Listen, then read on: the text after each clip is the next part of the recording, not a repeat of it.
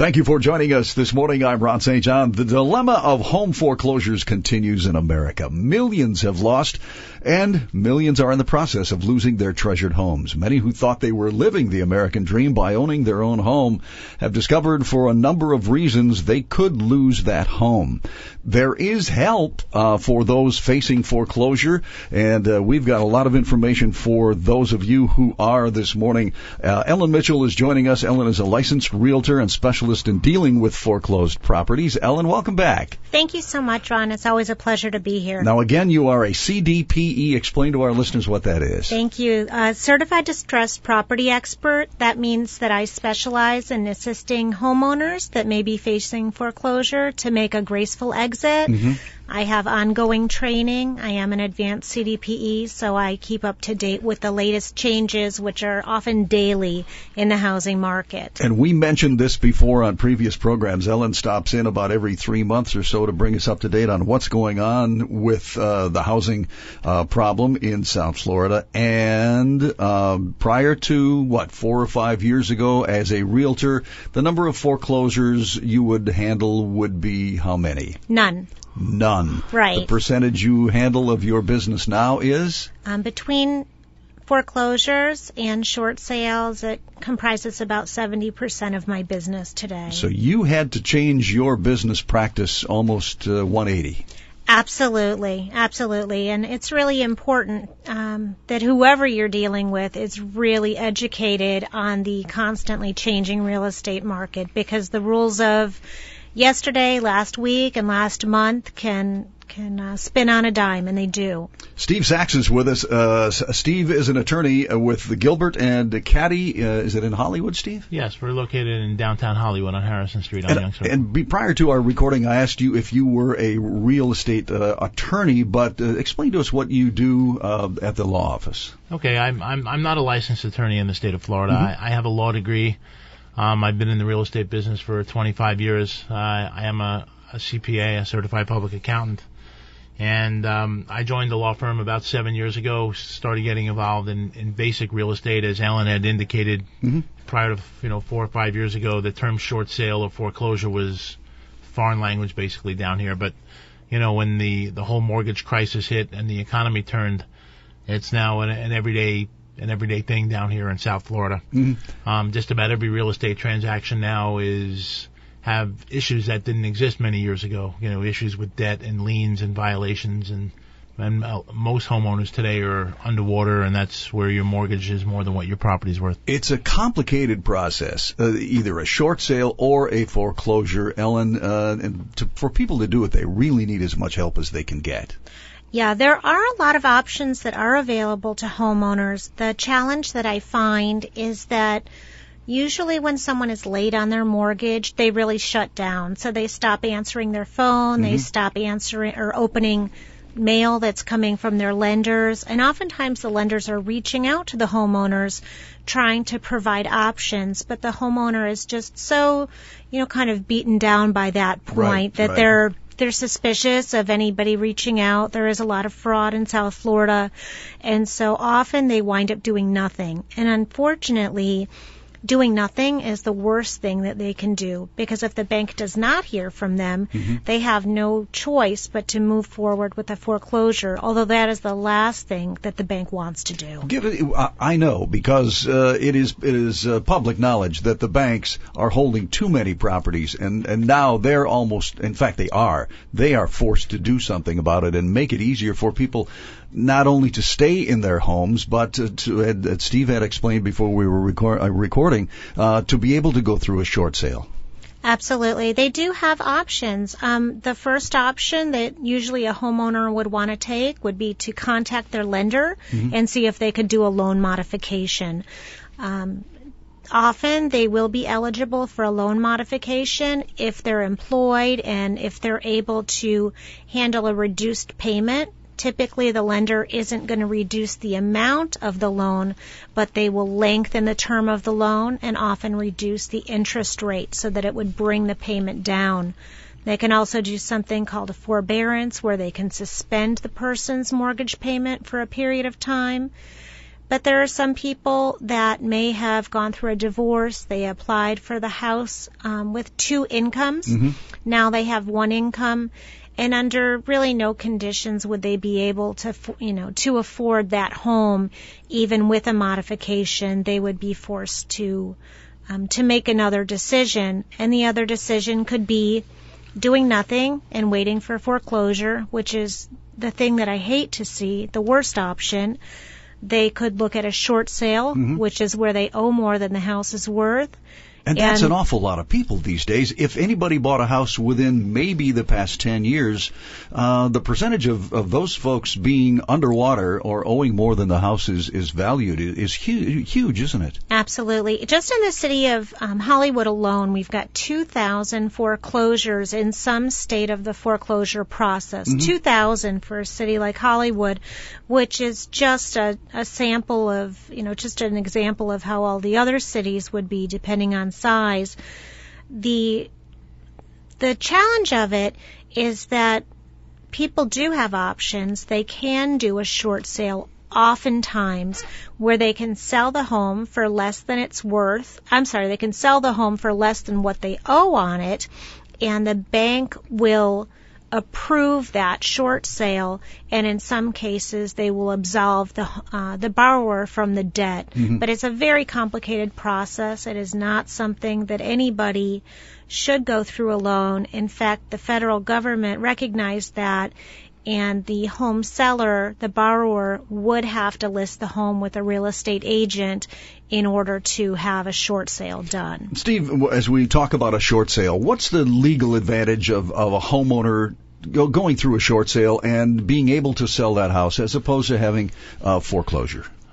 Well, if the house is foreclosed upon, the number one fear is at some point, the sheriff's going to come and put these people out on the street. Right. A lot of homeowners, as Ellen mentioned, do nothing. They stick their head in the sand and they're just waiting and waiting. And we hear reports. Sometimes it takes a year, 2 years, 3 years, whatever it is. But the day's coming. And they're still in the house.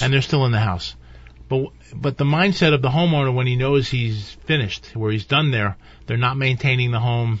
That goes into disrepair. The grass isn't getting cut. The landscaping's not being taken care of. Sure. And the house typically falls into terrible disrepair. Or in some circumstances, they actually vacate the home and they put a tenant in there, trying to at least earn some rental income for a while, and that just exacerbates the problem, makes it worse and worse. But the biggest issue with the foreclosure is it's going to be very difficult for that person to ever buy another home again and get a mortgage or anything. Well, of size. Right. It's going to destroy their credit, regardless of whether or not every other bill they have is being paid on time. Right. The foreclosure sticks out in nice big black and red letters, and it's incredibly difficult to sort of get around that.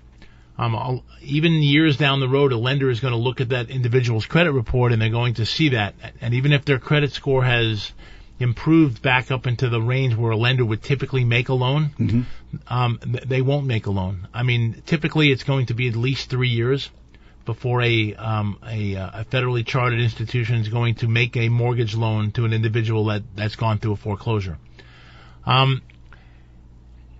When the house is foreclosed upon, what happens there is, in most cases, the bank ends up with the property back. Sure. When at the end of the foreclosure process, the court sets a date for a sale, and there's actually an auction. But if a minimum dollar amount is not met, the bank actually gets possession of the property. When the bank gets possession of the property, whether it's one of the larger banks or one of the smaller banks, typically they've been warehousing the properties. And warehousing is, just holding them in inventory. If the banks released all of the foreclosed homes onto the market, it would put even more downward pressure on prices. So the banks are trying to control the inventory somewhat to try and add some stability to the housing market down here, because there are so many thousands and thousands of homes. The main advantage of doing a short sale is that if we can agree with the bank for them to take less, it's in the bank's interest to listen, because the short sale price is going to be greater than what they probably will ultimately sell the house if they ended up foreclosing. So it's in the bank's interest to consider the short sale if it's a bona fide, arm's length, legitimate sale. Another advantage for the borrower or the homeowner here would be, in many cases, the banks will waive any amounts that might still be due under their current mortgage. And that means, for example, if you owe $200,000 on your mortgage and the bank approves the sale for $100,000, there's a pretty good chance that that extra $100,000, maybe the bank will waive that deficiency and take the money they received from the sale as full and final payment. That's not the case every time. It depends on a case-by-case basis as to what the borrower's financial condition is, and there are other criteria there. But if you do nothing at all and just let the bank foreclose, they will absolutely get a deficiency judgment against you for the difference, and they will give it to a collection agency, and they will chase you until the date of your death. Ellen, would there be any advantage to not do a short sale and just go ahead and foreclose? Not that I can see. None. I don't see credit-wise. It's a much worse thing. And I think even emotionally, the toll on the family, not knowing when that knock from the sheriff's office is going to come. Yeah. And unfortunately, I have been there. I've been present in many, many lockouts where the sheriff comes and the contents of the home are moved to the street, and the locksmith is there to rekey the property, and that's the end. And you're looking at children's toys and family photos on the street. On the street, and with a short sale, they get to remain in the home. It really is run very much like a regular sale. They get to remain in the home until the day of closing. They are expected to maintain it, to cut the lawn, to keep the pool up, and then they can pack, and they have just more of a regular closing process, not such a crippling and devastating life circumstance. Okay, example. Two-income family. My wife loses her job. We can't afford to make payments on the house. Do we call the bank first and say we just can't make payments? Will the bank say, well, do you want to do a short sale? Do you want to initiate that? Do we continue making payments on the house? What happens? That's a great question, and it really is case by case. I do advise everybody to call the bank, and they'll probably want you to try to do a loan modification first. Okay. In most cases, they will ask that you apply for a loan modification first. If your loan modification is denied, they will probably recommend a short sale at that point. And then when you are looking at a short sale, you will need to contact a realtor, hopefully someone who specializes in short sales. I would also contact my accountant and find out what, if any, tax ramifications may apply, and get a professional working with you. And you can expect that professional, that realtor, to ask for 2 years tax returns, 3 months of bank statements. And in the situation that you just mentioned, that the wife had lost her job, you're going to write a hardship letter, and you're going to be explaining why you were able to afford the home at the time you purchased it, what event changed in the situation, the loss of an income, and how you can no longer afford the home. So the bank will be looking at all of that package, and it's important that it's packaged correctly and submitted to the bank correctly, or the whole thing will be kicked back. Steve, does a second mortgage complicate matters? It can. I mean, sometimes the first and the second mortgage are both with the same bank, and that typically makes life easier. Okay. However, when there are two mortgages, you actually have to apply to both banks and get approvals from both lenders to accept way less money. And typically on a second, they're going to get pennies on the dollar. And it's some people have a $100,000 or a $200,000 second mortgage. They may only get $5,000 or $10,000. Oh my goodness! And then they are responsible for the remainder. Well, it depends. It depends on again, case by case. I mean, typically, Ellen's firm, Remax here in Hollywood, would enter into a sales contract and hand the file over to my firm, Gilbert and Caddy, at which point my firm would take the lead in negotiating with the lenders to try and get them to take less than what's fully owed. Now, obviously, when there are more than one loan, in some cases we've dealt with files where there are 3 loans on the property. Yeah. Then it's a process. Ellen, are there any new programs, help from the government to help people avoid foreclosures and not have to go into a short sale? There are. I think that Steve would be better served to speak about the HARP program, which there's the loan modification, and then there's the HARP program. Now, Steve, before you get into that, I just read an article, CNN Money just the other day, something about the HARP program, and it said it just wasn't reaching enough people. It wasn't active enough or helping enough people. Well, a lot of what's going on here, unfortunately, is election year politics too. I mean, obviously, the state of our economy is what's probably going to determine who the next president is. Mm-hmm. And, whether, whoever wins, whether it be Democrat or Republican, they have different views on how to fix things. Right. So a lot of what's coming out right now is just a lot of noise. I'm sorry to say it, but basically candidates are looking to gain support and votes. So when the government comes out with a lot of these so-called programs, it's a lot of talk, not a whole lot of action. There have been a lot of mandates that the government's come down with, especially the federal government, where they're not funding them. They're just talking about it. And unfortunately, most of these programs only do help a small portion of homeowners.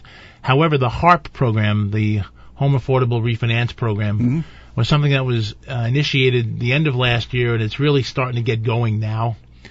And basically what this program does, as Ellen had mentioned earlier, the first step when someone thinks they're in trouble, before they run to sell the property or let it get foreclosed, the first step is obviously to see if they would qualify for a loan modification. No, that's just through the lender. Right, now through the lender. When the program first came out, you had to go to the original lender that had your loan and negotiate with them. As time has gone by, the program has become a lot more flexible, and there are alternatives within there. Basically, when you would apply for a mortgage, you would sit down with a mortgage broker or a loan officer at a bank, and they would take all your information, your name, your social security number, your job, how much you make, all of the stuff, and you'd have to go through the typical credit and mortgage process. Now with this HARP program, they've eliminated a lot of the qualifying things. They just want to make sure you're working. They're not looking at your income. They're going to look at your credit score. They're not really going to care about it. They want to make sure there's aren't any ugly things on there. So they've eased the requirements for getting the loan modification done, which helps because a lot of people in this bad economy are either unemployed or underemployed, which is more typical. And where Ellen mentioned, maybe one spouse lost a job or something like that, they're not looking at that. They're just making sure that these people are still reasonably creditworthy. And under these programs, they're actually reducing interest rate and getting payments down, so hopefully where people can afford them. So that's the first line of defense here. Ellen, these interest rates are so low. On some mortgages, they're less than half of what people have on their current mortgage. Yes, I had actually shared with you prior to us going on air that I'm going to be applying for the HARP loan because my interest rate is, I think, 6.25%, and under the HARP, it could be, 3%. It depends. It depends daily. It changes daily. And how long ago did you buy the home? 10 years.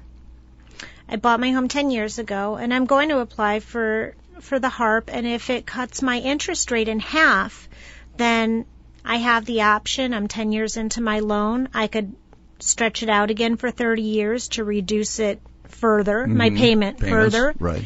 Or I could go into a 15-year loan, which would probably cost me less than what I'm paying on a 30-year loan right now because of the reduction in the interest rate.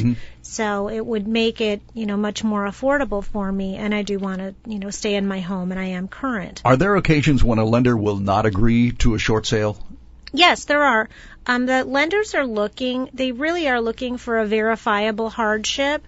And a hardship is not, my home is worth less than what I paid for it. I hear that a lot. Ellen, I want to sell my home. It's worth less than what I paid for it. It's not that easy.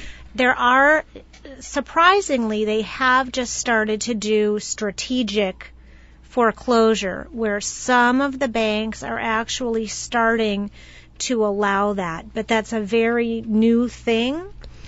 Typically, you do need to have a verifiable hardship, an example being death, illness, loss of a job, forced job relocation, divorce. So there are many, many life circumstances that are verifiable hardships that the bank will take into consideration.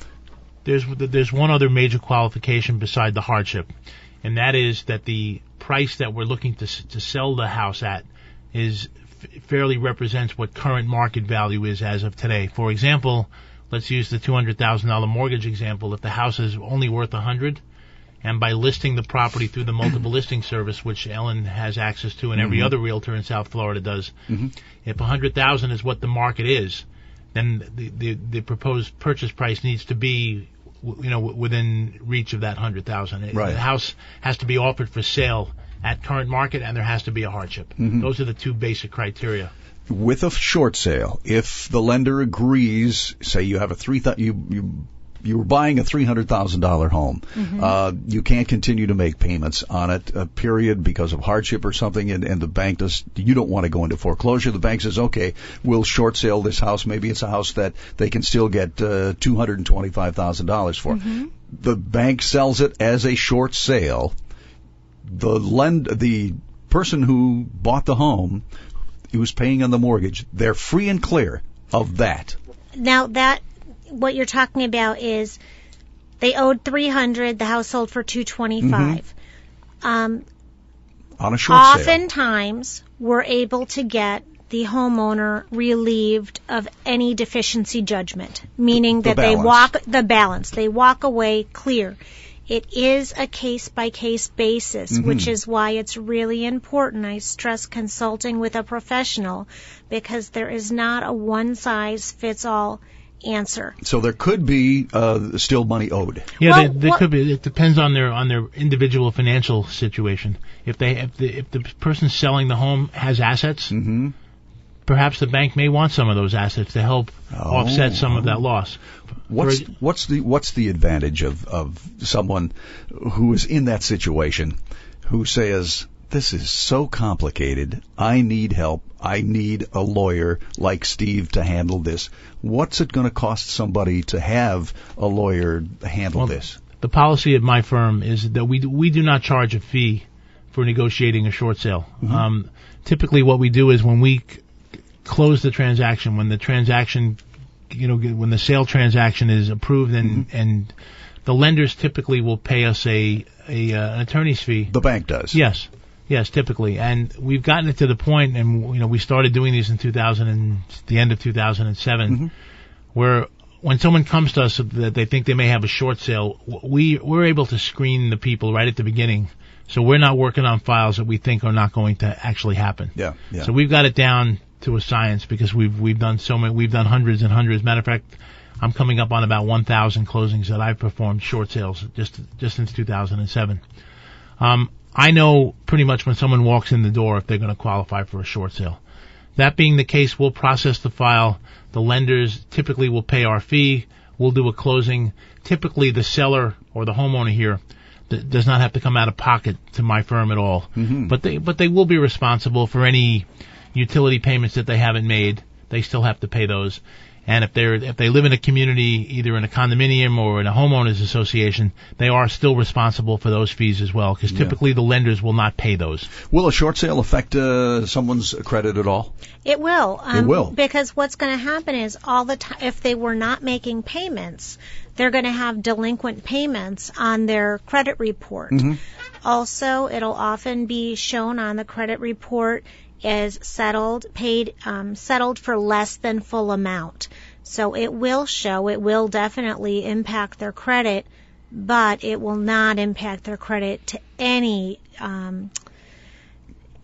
near to the extent. Thank you. Anywhere near the extent that a foreclosure would.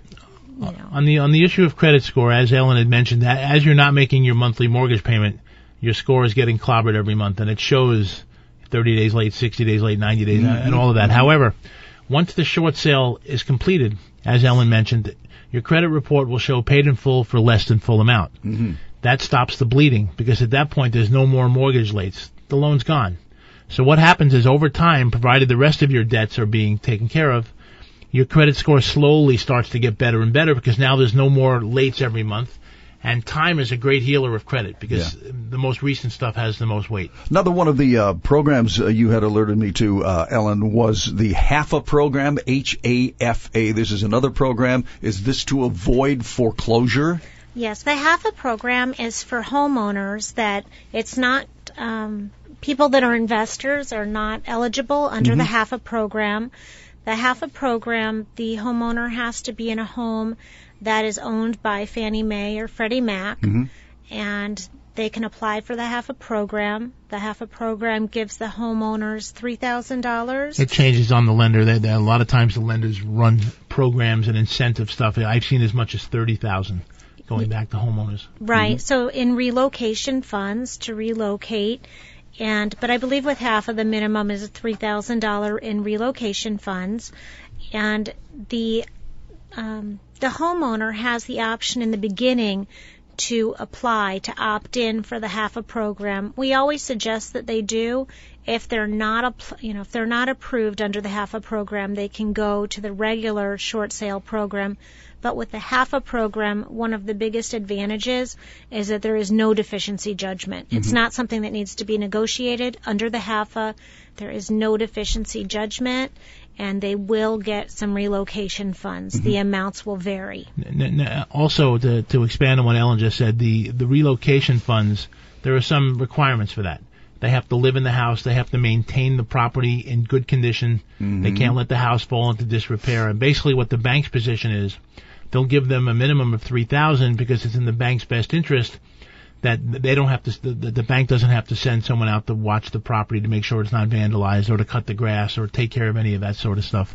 So it works for both the homeowner and the bank. We've got about 3 or 4 minutes, and I want to talk about the event that you're going to be doing to help people with foreclosures and short sales. One question, if somebody's underwater on their mortgage, and they maybe are facing foreclosure, how do they apply for this HARP, H-A-R-P? How do they apply and get information on HAFA, H-A-F-A? Okay, the first thing that they need to do is to contact their lender and apply for a loan modification. That's the first thing that most lenders will require. If they're denied for a loan modification, they need to find a realtor who is well-versed in short sales. It's very, very important. How the short sale process and the foreclosure process is very time sensitive. So you don't want to be dealing with an agent. You don't want to be their first client. You don't want to be learning, on their time, because it's important that everything is done properly. So they can look out in the community. They can look up on the cdpe.com website for someone who has the certification in their area. I also have a lot of information about short sales on my website, which is ellenhelpshomeowners.com. ellenhelpshomeowners.com. There's a lot of free information on that website that they can look at. Because I feel that so many people don't understand what their options are, we decided to partner with the City of Hollywood, with Chase, Wells, and Bank of America to offer a community outreach program in Hollywood. It'll be on April 18th from 6:30 to 9 p.m. at David Park Community Center. We're going to have a panel, as I said, with the big three, Chase, Wells Fargo, and Bank of America. I will be presenting for about 20 minutes. And then Heidi O'Sheehan, who is the commissioner for District 3, will be on hand in moderating the panel. So it's going to be an incredible event. There's no cost to attend the event. Now, can people from anywhere attend, not just people in Hollywood? Yes, absolutely. Residents? It is open for people of any community. There is no price to attend. The banks will be in attendance, and they will be on hand to schedule follow-up appointments with clients that need assistance. So it's a great opportunity for people to get out and hear from the banks, what options they have. Can they get information just on your website? Give us your website again. ellenhelpshomeowners.com. And I will post something regarding the upcoming event on that website. Now, if somebody wanted to reach Steve Sachs for help with foreclosure, with help with a short sale, how do they do that, Steve? Well, they can they can reach us at our website at www.thetitleattorneys.com, or they can call our firm at 954-620-5000. And we have our clients come in for a no-cost consultation. Mm-hmm. That's typically what we do. We spend as much time as we need to discuss the situation with them. It's a complicated matter. Foreclosures, short sales. Hire an attorney, hire a realtor who is qualified, and that would be Ellen Mitchell, and that would be Steve Sachs. Thanks for your input. Good luck with the event, Ellen. Thank you so much. Thanks for having us. Much.